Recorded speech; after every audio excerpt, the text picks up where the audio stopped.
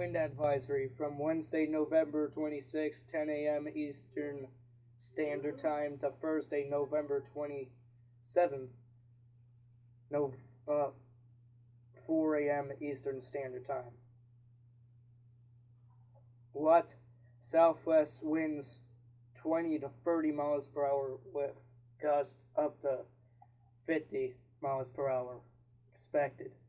Where? Portions of north central, northeast, and northwest Ohio and northwest Pennsylvania. When? From 10 a.m. Wednesday to 4 a.m.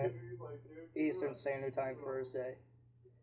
Gusty winds will blow around unsecured objects. Tree limbs could be blown down and a few power outages may result. Winds this strong can make driving difficult, especially for high-profile vehicles.